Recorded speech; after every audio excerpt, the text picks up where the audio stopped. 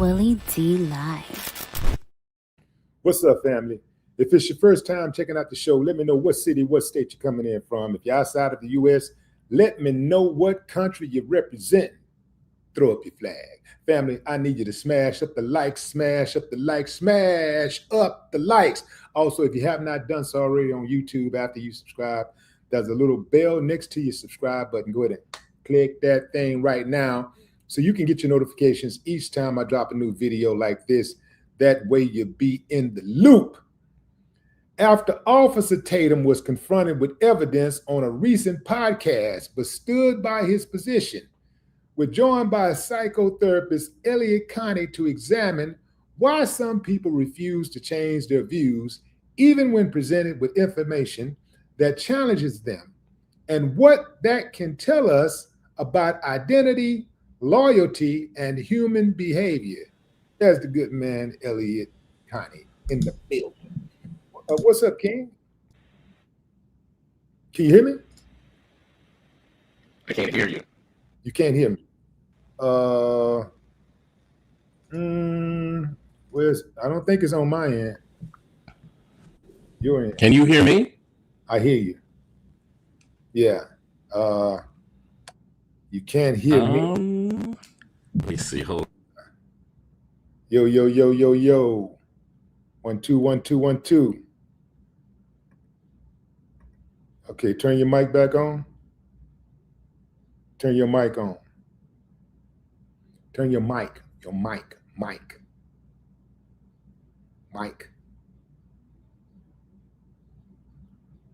Your mic is off.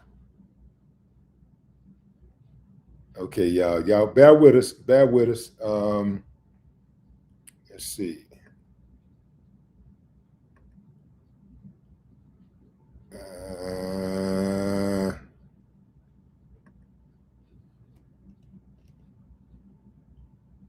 Your mic is off. Microphone. Yeah. It's muted.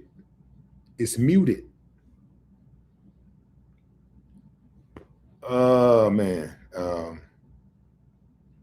Let me try this. Hold on.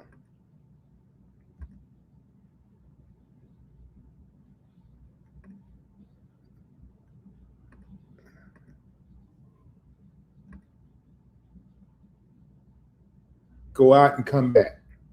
Go out, come back. I can hear you. I can hear you. You hear me? Yes. Can you hear me? You hear me? Yes. I hear you. Okay. Man, I don't know what that was. Man, I know either. I heard the Willie D welcome, the screen, and then voice went out. I don't know what that was. Oh man, yeah, I don't know what that was. That's the devil, man. The devil be busy, man. The devil. That's right. God's busy too. That's why it worked. The devil think he's slick, but he ain't gonna stop this. Man, let's get right into it. So I come across this video of Officer Tatum having a conversation with this guy who was challenging him about medical racism. And the dude gave him the numbers and everything, and Buddy still pivoted, and he just refused to accept the truth. Why is it that some people defend a position at all costs? Because there's something driving him not to be able to change his position. If you watch that interview, there's several things that stood out to me. Number one, he was completely ill-prepared to have that debate. He did not have the facts. He did not have the data. Several times in an interview, someone would present him with knowledge related to the topic, and he would say, "I'm not aware of that," which is unbelievably inept, because if I'm going to go on a debate topic about, whether or not the earth is flat or not, I should be prepared to have that debate and have the data points related to it. Everything he said was very much like, "No, I'm not aware of that," which put the other person he was debating in the position to have to inform him, which created an interesting dynamic. So that person said, "Here are the medical data points about infant mortality rates, Black women mortality rates," and he would present them to him, and ex-Officer Tatum would say, "I'm not aware of that." So now this person has to teach him. So here's what that is. And then ex-officer Tatum would not accept the teaching that came from the other person he was debating. So to answer your question, like, why is it that some people just argue points, like, no matter what? It's because there's some sort of benefit from him holding that position.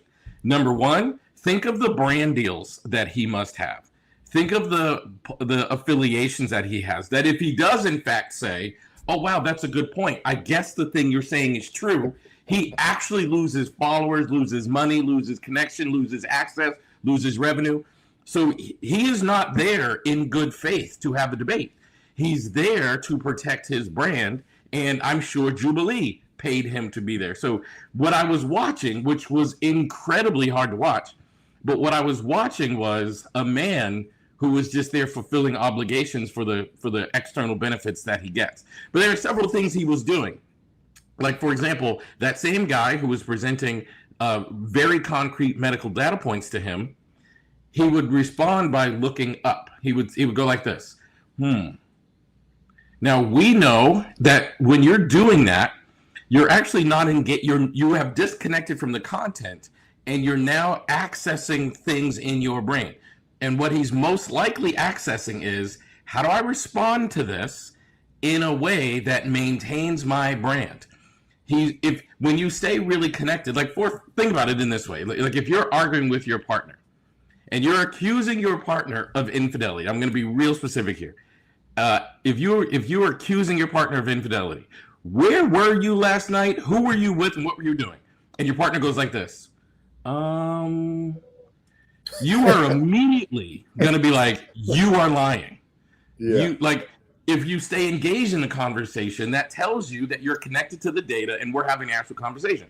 But the moment you go, you're accessing the creative part of your brain, which I experience that as he's trying to think, how do I respond to this debater, to this person that's debating me, in a way that protects the brand that I have, which is troubling. That was not a good faith debate. It was terrible to watch, actually. Now, I know this is going to be difficult for you to do because you're a stand-up guy, but I need you to channel your inner Sambo. I need you. Okay, well, it's not in you, but I need you to channel it. I need you to go get it from one of the Sambos. Go get it and act like you a Sambo or something, right?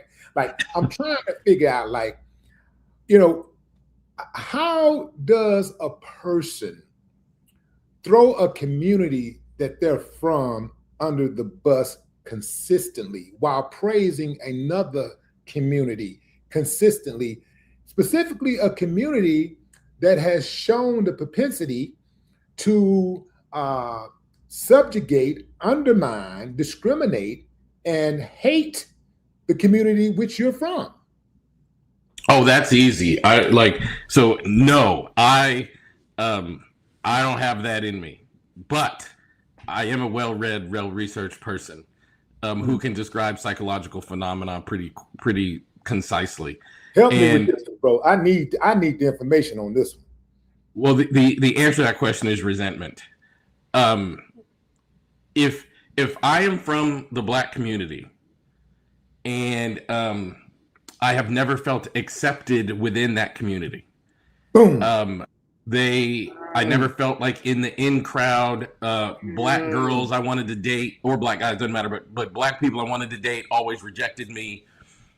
And then you go off into another world. In this case, he went from Fort Worth, Texas, and a very Black area of Fort Worth, Texas, an area of Fort Worth, Texas known as Stop 6. He went to Dunbar High School, which is an incredibly African-American African-American school, predominantly African-American school. And he leaves that school, and then he goes to a school in Arizona to play football. So imagine if you have not experienced acceptance at Dunbar High School, and you were a standout athlete and all these things, and then you go to University of Arizona, which is no longer predominantly Black, and let's say the white community, like, they want you in their fraternities, and the white girls want you to date, and they're saying positive things about you. You begin to build resentment towards your own people and start to seek acceptance from another group, which I believe is exactly what happened with Brandon Tatum. How do you know when someone truly believes that what they're saying is independent versus trying to protect an identity that they've built? It would move. Like if I genuinely believed, like I'll continue to use like a silly example, but if I genuinely believe the earth is flat, I'm not being paid for that belief. I have no brand deals for that belief. I just believe the earth is flat. Mm-hmm. And then I meet Neil deGrasse Tyson, who proves to me that the earth is in fact a globe. Then you would see me go, oh, wow, I didn't know that. Thank you, Neil deGrasse Tyson. I really appreciate that. But if I truly believe the earth is flat, and I've got 2 million subscribers on Instagram because I keep posting flat earth content, and I have brand deals and I get access to very powerful people. I mean, Brandon Tatum has been photographed at the White House with some of the most prominent people in the Trump administration, including Donald Trump. So I get access, I get money. So now when Neil deGrasse Tyson tries to prove to me the earth is flat, my brain starts processing like, wait, whoa, I can't accept this, because if I do accept this, I lose access and I lose money. So that you can tell when someone has an independent thought because they're perfectly comfortable moving that independent thought. The moment someone refuses to move their position in the face of concrete data, you know there's an external thing that is holding them in the position that they are in. But here's the thing, man, and that's right on the money right there, man. I just love the way that you put those words together, man, because a lot of us, we have these thoughts and we can articulate, at least from, a lived experience, what we see and why we think these things occur, right? But to have like clinical information about that, like to have hear that from somebody who studied it and who can deliver it the way that you deliver it, man, it's beautiful, man. It's beautiful. Did you know how valuable you are? Do you know how? No. You are very valuable, man. Appreciate you, brother. So here's the thing to me, man. Like I just don't get how someone can admire those who reject or diminish him and his people. I do not understand that. Can you break that down? Yeah, I mean, I don't know. Well, first of all, the longer you go into a role, the more true that role becomes to you. So I don't know that he started off actually admiring them, but he's been playing this role. I mean, let's be honest. Officer Tatum is a character. And the reason I know it's a character, because Officer Tatum is a job. That's a job he once had. He has lost that job, but he is continuing the character. Why? Because there's a lot of benefit and financial gain for him to do so. Like if he were a cab driver and got fired, you wouldn't call him, hey, driver Tatum, years later, right? Like he's holding on to this character because there's some incentive for him to do this. But this goes all the way back to slave mentality. It goes all the way back to what we used to refer to as house Negroes. House Negroes they live a more comfortable life. Like they're in the actual house with the master. They get access to better food, better clothing, better treatment. So when a field Negro is like, man, I hate living here, they've been playing that role for so long as a survival instinct that they're going to say stuff to me like, why? It's great here. Why are you making waves? That is exactly what this guy is doing.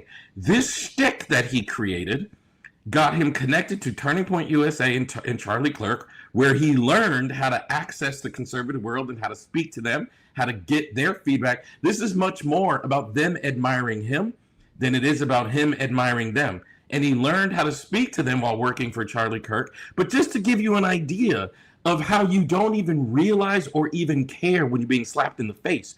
When Charlie Kirk was assassinated, murdered, which my heart goes out, I don't want anybody to be violently removed. But when Charlie Kirk was murdered, this man went online and was crying on podcasts about how a great man had just been murdered and he's going to miss his friend Charlie Kirk. And they did not invite him to the funeral. So like he's playing a role, not even caring how they're treating him, because he's not interested in whether or not he admires them. He's interested in whether or not that audience admires him. And he has figured out how to turn that character into a large platform with a lot of money. Say, man, what I want to know is this, man. Like I remember growing up, and I would see every now and then we go like, well, that guy right there, he's a chuck and jive, step and fetch it, sellout, right? Yeah. And then there was one right here, and then there was one over here, and then that was about it. And then we get the advent of the internet, and all of a sudden, okay, it's two or three of them. Oh, I didn't know he thought like that. Damn, you know, like, and then you get a few more, and you go, oh, okay. And then next thing you know, it's like somebody opened the levees, and these boy, they just came rushing through. I'm a Sambo. I'm come and get it, Sambo. They was just everywhere, man. They just was coming out everywhere, like, and they was like mutating at the same time. It's like it's so many of them, and you got some of them. They got you know, they're at the top of the sellout mountain. You know, it's like a few of them at the top, Mount Everest type sellouts, right? These are some of your greatest career. C rhymes with moon. They're some of the greatest ones, right? What is so many of them, man? What I want to know is, what is the common trait that these type of people have, that all of these type of people have, who are willing to betray their principles in their community? Well, I don't think they have principles, to be honest with you, and I don't think they associate that with that community. I think the most common trait is insecurity, because in order, so I'm going to go back to my childhood, and the biggest rap group that exploded for me in my childhood was Run DMC, and very often when you are Black and you're trying to succeed in anything, there's usually a white power structure that you have to get approval from in order to succeed in that thing. In the United States. In the United States, correct. Yeah. Now, if you think about rap before Run DMC, these people had like shoulder pads with spikes on them, leather pants, and all these, like, Run DMC said, we're going to dress the way that we dress on the street. We're going to dress like that on the stage. And they had this famous song, like, I got Lee's on my legs and Adidas on my feet. Like, they were the first ones to be like, this is how we're going to show up as ourselves. And it's because they were a bunch of really confident, self-assured Black men that weren't seeking the approval of the white power structure. They happened that one of them was related to Russell Simmons, who created a record label. So they had their own pathway to be able to do this. Other people don't have the security or self-assurance like Officer Tatum. I would be willing, I've never met or assessed this man. I guarantee you, if I were to assess him, he would be an extraordinarily insecure man. So rather than be his true, authentic self, he comes from an actual very prominent family in the Stop 6 area, Fort Worth, Texas. His grandfather was a police chief in that area. He had another relative, maybe even the same person, I can't remember, but he had another relative that was an All-American football player at Ohio State University. But you never hear him talk about that. What you hear him talk about is his two family members that are currently incarcerated. Why does he do that? Because I don't think he feels good enough about himself to live up to the family legacy that some of the Black people in his family have set for him. Because I think he has a significant insecurity problem, as they all do. Run DMC did not have an insecurity problem. They're like, we're going to dress how we dress, and we're going to make you like me. NWA, same thing. We're going to rap and talk the way people from Compton, California, rap and talk. And when you are that secure, you scare people. And there's a pushback of, like, if you are a really secure person and you present as your culture tells you to present, you scare and you make people uncomfortable. And not everybody has the level of security to be able to deal with that. And I would bet my entire license on the fact that Brandon Tatum is not willing to show up as his true, authentic self. So what we have is a character, and he's been playing that character so long, I don't think he knows where Brandon ends and Officer Tatum begins. It's all just kind of blurred together for him. I think it ends and begins at the bank. Like, you know what I'm saying? Yeah. So this is what I'd like to do. I'd like to take a peek into Officer Brandon's future, right? Because there's a future for him, and it's not going to end like he thinks it's going to end. It ends the same. It ends the same way for all sellouts. It's like a sellout retirement home or something. You know, where everywhere you go, you walk. As soon as you walk in, and you go, "Hello, Stacy. Hi, Candace. What's up, Steven? Hey, you know, they're everywhere, right? Yeah. They all in one place, and they all try to come back to the Black community once the jig is up. See, what they don't understand is the people who they try to capitulate to, the people who they try to get all of the acceptance from, do not trust them, neither do they respect them, because how in the hell can you trust or respect someone who don't trust or respect himself or his own community? We're talking about millions of people. We're not talking about just, oh, I don't respect nobody in my house. We're talking about millions, a whole entire community of people. They don't understand that these people would just, they don't respect them. I guess maybe they do. I don't know. Maybe they do know that they don't respect them, or they just don't care, because they are looking for the bag at the end, or they're looking for the acceptance. I mean, what is that in your opinion? Yeah. I mean, I think he's looking for money. I think he's looking for acceptance. I don't think he even cares or thinks about it. I think it's just sort of like just the default. And again, you saw it in that interview. There was very little, in any way, shape, or form, acknowledgement of anything that anybody was saying to him. He was simply placating to an audience, which I think that's his whole motive, is to placate to an audience. And he's very good at it. He is very good at making white people comfortable.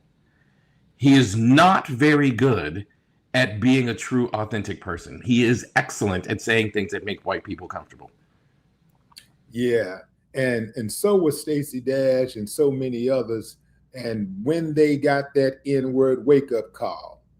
That's right. Stacey Dash is a wonderful example. Wonderful example. That's it. Stacey Dash was on a 10-year MAGA bootlicking tirade, and then all of a sudden she's like, "I'm sorry, accept me back." And I do believe at some point, like Brandon Tatum, you can't continue this. And let me ask you this. Why is it that it's so easy for so many Black people to accept Stacey Dash back? Because I've been checking out her IG from time to time. You know, she's like, you know, she done fell off. So, you know, she's always been like a D-rated actress. So she fell off, and now all she got now is she trying to hold on to that last few looks she got, and that body, that little piece of body she got. She's trying to, you can see it falling apart by day, but she's trying to hold on for dear life. So she's showing trying to be provocative, wearing little skimpy dresses and clothes and stuff like that. And, and you see Black people going into the comments showering her with praise. Why do we so easily accept people back who have done so much damage to our communities? And here's the thing I want to point out. A lot of times we're quick to focus on the people, you know, the gangbangers. We're quick to point, you know, to the so-called YNs, you know, the people in the streets acting a fool, the people in the hood. We tend to focus on the people in the hood a lot, right? But when you give a megaphone to one of these Negroes and they start dog whistling white supremacist talking points, and they start telling people that Black people ain't nothing and they're the problem, and that Black people are the problem and something needs to be done about them, that reinforces the stigmas and the stereotypes and the prejudice and the racism against their own people, and it causes great damage. And so, but people don't seem to make the correlation, you know, between the two, right? It seems like, you know, they don't they give her a pass, they give people like her a pass and accept them back in very, very quickly. Why is that? Because I know how to be on code.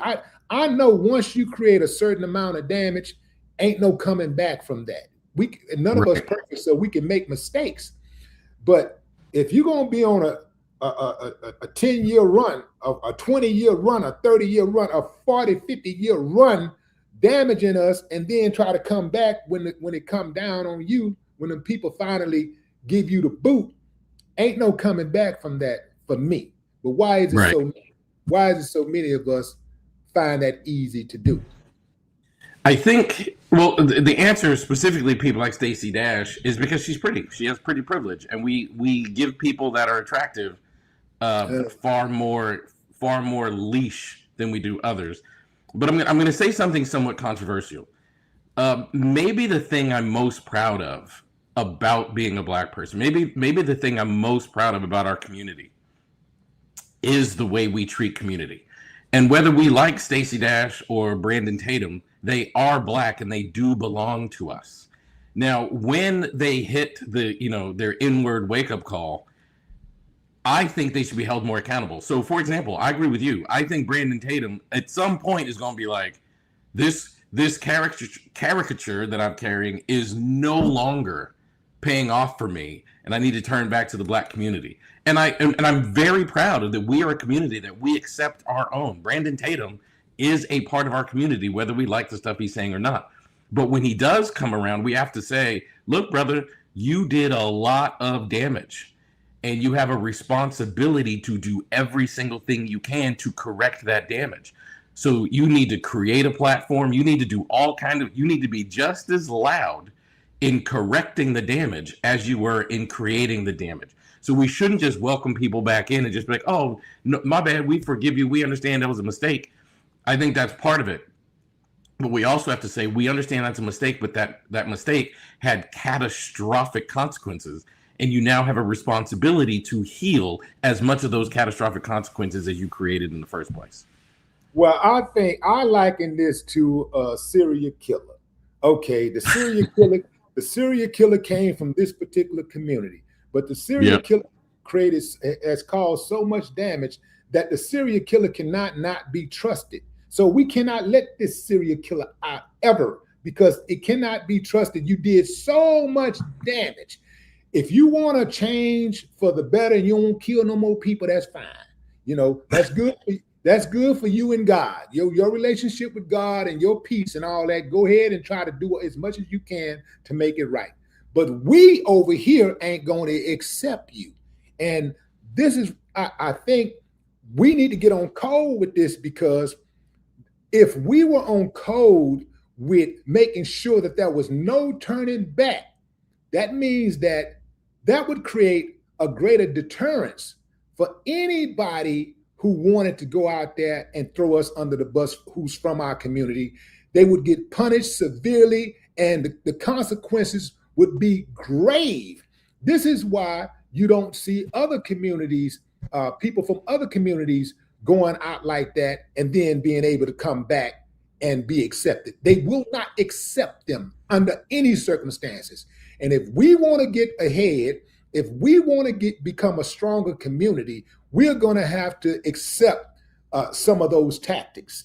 I do believe, I don't think that you give these people, I don't think that you give these people any type of relief. I say punish them. Punish them.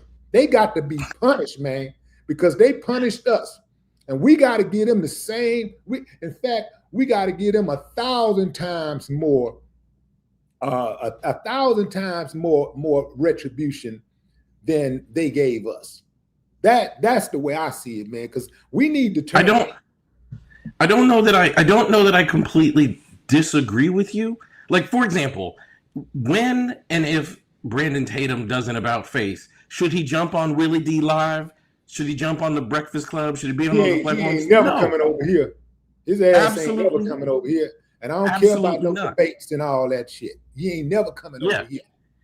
Absolutely not. And I think you bring up the right word. Like, he cannot be trusted. We've seen what you're willing to do just to secure money. But he has work to do, and not just so that we will trust and accept him. You have work to do from an integrity standpoint. You've done a lot of damage. You going on a platform like Jubilee and saying things like there is no such thing as medical discrimination is ridiculous. These are commonly accepted things that have data points supporting them. Yeah, these are very well documented, and you going on there saying they don't exist.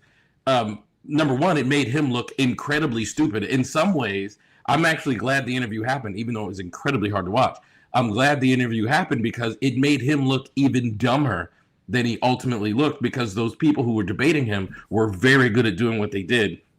It exposed him for not knowing anything about what had gone on. He did zero research. He actually is arrogant enough to think I can just show up and spout my opinion, and the strength with which I hold this opinion will somehow win the argument.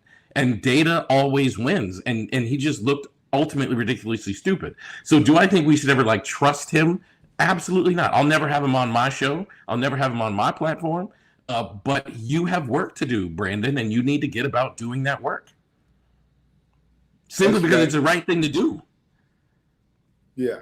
What's your analysis of Stephen A. Smith? Oh boy. Stephen A. Smith, I think, is similar to Brandon Tatum. There's a lot more information about Stephen A. Smith available over a long period of time. Stephen A. Smith, I think, was a very stand-up guy doing a very good job reporting the news and representing the culture until he became the $10 million a year #1 draw at ESPN. And you can see his messaging shifting and starting to placate to the Disney brass, which, as we all know, mainstream media has become very conservative, and a lot of conservative billionaires have purchased all of these things. And you see black people, Ryan Clark most recently, being removed from those jobs. And I think Stephen A. Smith does not want to be removed from those jobs, from the job he has. So he is not doing what he would have done 10 years prior. He's not saying what he would have said 10 years prior. And Stephen A. Smith, I think he's forgotten that you are not important. All you are doing is reporting on sports. You are not like a medical doctor. You are not a medical professional. I think he's forgotten what his role is, and he has a very grandiose thought of himself. There's a video that I think is most telling of Stephen A. Smith during the NBA Finals. I don't think it was last year. I think it was the year before. Stephen A. Smith was walking through the players' entrance, and it was the most arrogant walk you can ever see in your life. And he's walking through, and he's saying hi to people. But Stephen A., you're more like them. The people you're saying hi to are just reporters like you. But he's acting as though he's somehow above the fray. And you'll see him do stuff like when he has a conflict with somebody like Kevin Durant, he'll look at the camera like, I'm right here. Come and see me. It's like Kevin Durant would whoop your ass. These people that you were challenging to fight, these are professional athletes, bro. Like they would destroy you. But he just arrogantly believes that he's more important than he actually is. And now that he's in a very high and financially high position, he is performing in a way that keeps him in that position. Well, he only does that when he has a gripe with black people. Anytime it's a white person, he's very obedient, kind of like Tatum was when he went on Nancy Grace. That's right. That's exactly right. I've never seen Tatum so reserved during a conversation. He's always amped, ready to oppose, ready to get aggravated. But think about that. Think about what you just said, Willie. First of all, you are 1,000% correct. This conversation is gonna break this down 100%. So Stephen A. Smith knows if I have a beef with a white executive or a white coach or a white player, and I go in on that white player, it's going to upset the audience at ESPN, which thus puts my job at risk. Brandon Tatum knew when he went on Nancy Grace, he was yes ma'am, no ma'am. He was soft-spoken, quiet. He was subservient to that white woman. Not because he respected her, The reason he was doing it is because he knows if he treats her the same way he treats other people typically, then his audience is now offended. And he does not want to offend his audience because that risks his brand and his money. So what you saw is the performance. That's exactly what you saw.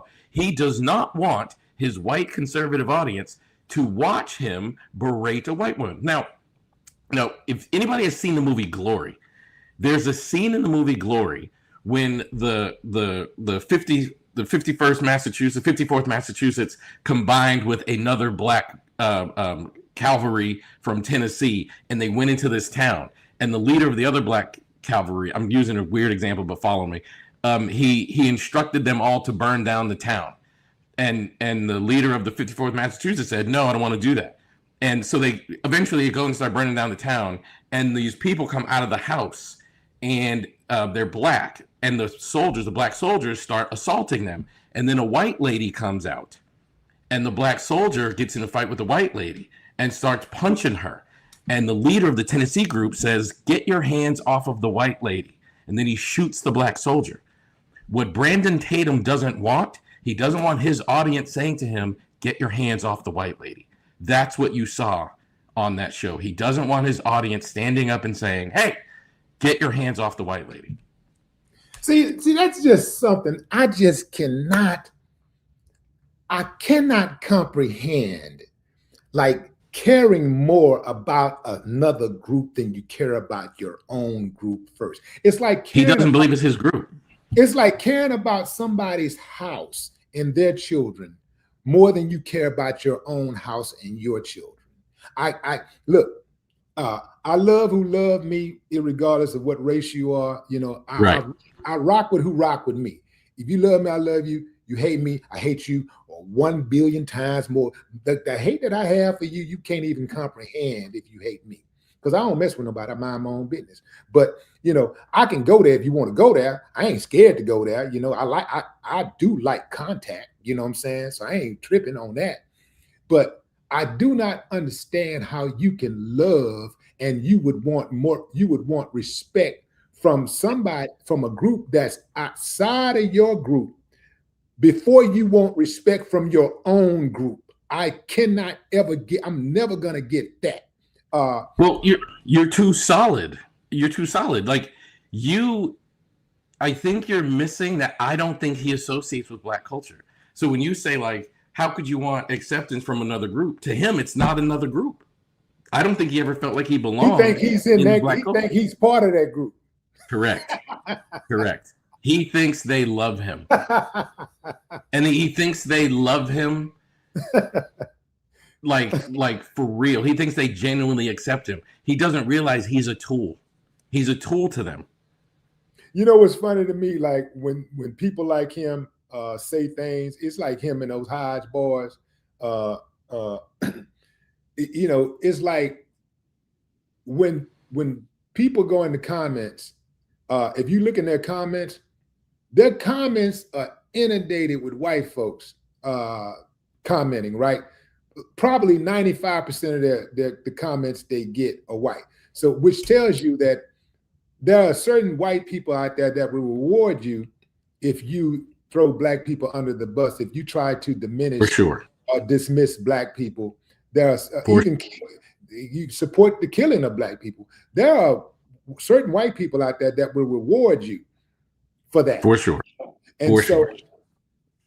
And so if you look in the comments, they say stuff like, you're a great guy. Then finally somebody that I can listen to, you know, that makes a lot of sense. See, it's not about race, man. You know what I'm saying? You see, this a good one right here. Watch this. You get the occasional black person jump in and say, well, I agree with him and I'm black. Let me, all you people, all you black people that go into the comments, do you know when I see you say, such, this is my position and I'm black. Usually they say that when the general consensus is that black people are against something. So they'll go in and say, well, I'm for it or I'm against it. based on what the collective Black thought is or whatever, they're going to be the antithesis of that, right? So they go, well, I'm not like that and I'm Black, or I agree and I'm Black, as if they're going to get some extra points. So when I see that, automatically I discredit you. Automatically, yes. I discredit you because I know your ass just trying to get some points. You're trying to get some brownie points from them folks. That's right. That you're 100% right. They are trying to get what they perceive Brandon Tatum has. Yeah. Well, that's cold-blooded, man. That is cold-blooded. I mean, the way the human psyche is organized, like, it feels good when someone pats us on the back and say good job. Almost irrelevant as to who is patting you on the back and what they're saying good job to you for. Like that it just feels good. That's the human psyche. Imagine if, this is why I have so much respect for our culture and the like leaders in our culture. There are people, like, for example, when NWA made the song F the Police, they knew that there would be negative backlash from a certain segment of the American culture. And they did it anyway because they were so grounded in their own principles and morals. They didn't care what the consequences were. We're going to say this because it's the truth. I struggle with people like Brandon Tatum and like I'm Black people because you're not rooted in anything. And this is really meaningful to me. Like, I'm a practicing psychotherapist, and in 2008, I went to a conference and I was really excited because I wanted to talk about mental health, Black mental health. Like primarily, and at this conference there's probably 300 people there. I was one of 2 or 3 Black people, and I was like, man, one day I want to be like a bigger voice in this field. And I have endured huge amounts of racism because I was making them uncomfortable, dressing like this, wearing a chain, referencing Ghetto Boys on my lecture, like doing things like that, and it made them uncomfortable because I'm grounded in something. And that grounding comes from my heritage, which means more to me than any of this external feedback. Like, there's nothing you can do to punish me because I know that if my grandmother looks at me from above and she's pleased with me, that's really all I care about. These people aren't grounded in anything. They will accept adoration and praise from anywhere and not even notice that that adoration or praise is coming at a massive cost to a larger culture. Like, they don't understand that I, as a Black man, am at more risk when I go driving around Dallas, Fort Worth, Texas, because you have said Black people have a disposition towards criminality.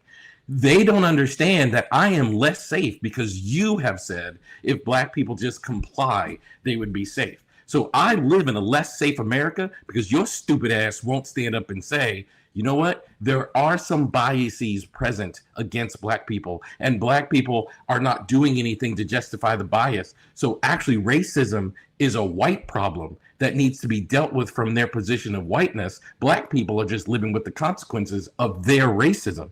But he won't say that. And because he won't say that, I am less safe every single time I drive around in my car. It's unbelievable. And that's my point, man. That's my point. When they regurgitate those white supremacist talking points, they make it less safe for all of us. When they go out of their way to criticize our women, they make it harder for our women to move around in this world. You know, so when they try to make it seem like every single time there's an encounter with the police and a Black male gets killed, they try to figure out some kind of way to become a cop apologist. They got an excuse for everything. Boy, they keep them damn excuses on deck like this.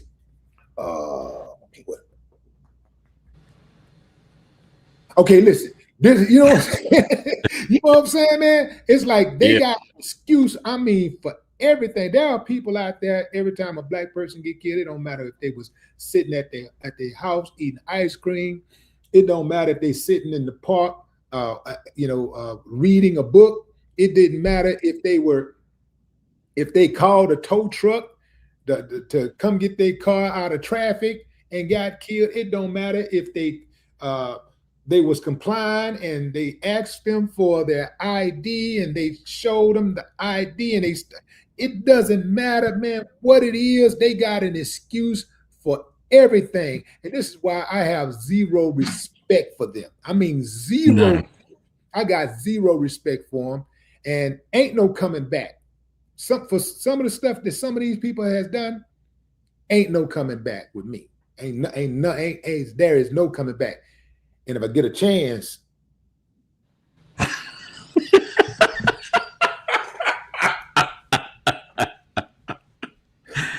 say, man, I appreciate you. I appreciate you coming on the show. Tell people how they can follow you, man. Man, first of all, I appreciate being here, Willie. This has become one of my favorite platforms to jump on, man. And I've always been a fan and had so much respect for you as an artist, and then transitioning into somebody who's got a very prominent, loud voice in media. So thanks for having me. If anybody out there would love to follow me, you can follow me on Instagram at Elliot Speaks. Make sure you spell my name with 2 L's and 2 T's like you see on the screen, at Elliot Speaks. And you can also follow my YouTube channel, which is Elliot Connie, which we're putting some cool content out. And constantly, I just want to be like a sound black voice that brings conflict. And I don't mean conflict in a fighting way, but like that can present the counter argument to the mainstream message that people like Brandon Tatum present, and do so in a credible way. Like, I really am a licensed psychotherapist. I've been practicing like 20 years. And Willie D asked if I ever thought I'd be this important, and the answer is no. I practiced. Willie, you're from Texas, so you might be familiar with the city called Keller, Texas. Mm-hmm. Keller, Texas is right next to a place called South Lake, which most people know about. I had an office in Keller, Texas for like 12 years, and I did nothing but see clients and write books for 12 years, every single day from 10 in the morning to 10 at night. That's all I did. I never thought I'd be on calls with you, or I'd be on the Breakfast Club, or I'd be on Nancy Grace, or I'd be on Don Lemon. Like, I was just working with clients because I love working with clients. So if anybody is interested in following me and learning about mental health and watching me decode some of the bullshit that happens in media and show y'all like what you're actually looking at, follow me, because that's what I do. The best in the game, Elliot Connie, y'all. Thank you, brother. Appreciate you, man. Family, let me go into the comments and see what y'all saying. Let's see. We got Jacob, the descendant. Jacob's descendant. Let's see. Real Reality Productions. Lee Jones. We got Carolyn Anderson. We got Mr. Lawrence. Robin, is that Mutali? Robin Mutali. Racism is profitable. It is. If they talk to Uncle Clarence Thomas, yeah, he wanted to, because of the power Clarence Thomas wields. He's one of the career Mount Rushmore Sambos.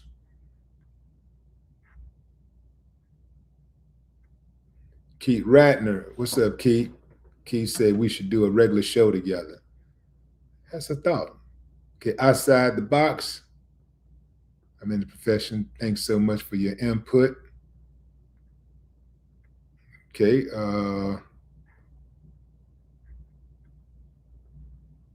We got. Is that Talia Matthews? I lived in Houston for a bit and never seen Willie nowheres. Family, I be. What they say they say they be outside, I be inside. I be inside. Christy Johnson, what's up?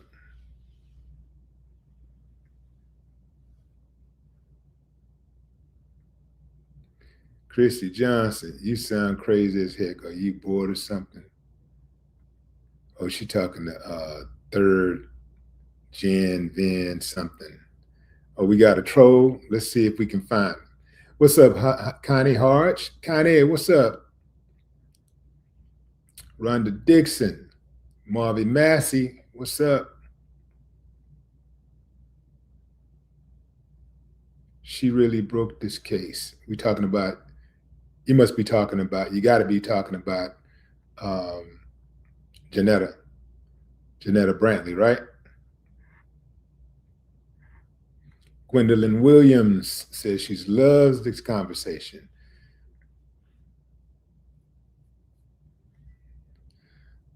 Lamb Tam Rad, LA, I can't get that. I don't know how to pronounce that. KY, is that Kima Music? Sonia Washington, Nature Williams, what's up? Authentic Conversation with Kim, what it do? What's up, Alex Williams?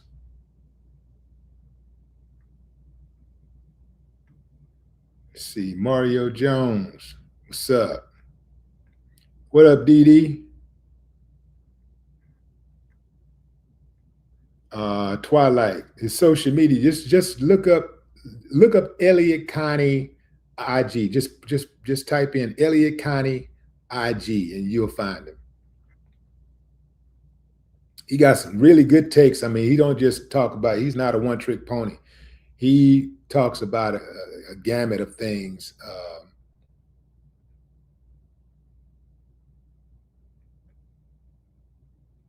Trash, what is that? Manis? Trash Man Ace. There you go. Okay. Mabel SM. Trump brought Tatum to the forefront. That is why he is loyal to him. Let's see. Wisdom Reborn. Honey. Okay. Christina Clark. Christina. That's unusual. I hadn't heard that name before.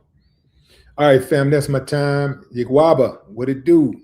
That's my time, fam. I appreciate y'all joining live. Until next time, enjoy the rest of your morning, afternoon, or evening, wherever you're in the world. I said, hold on, I see somebody saying something about my homeboy Ticket. What they saying? Ticket TV got some information over there since something been released about the Wells case. Okay, let's go see what Ticket talking about. Y'all make sure y'all follow my homeboy Ticket TV. Got a lot of takes, and he stay busy. Ticket be putting in that work. Ticket be giving him that work. Giving him that work. Oh, yeah. All right, fam, that's it. No more talk.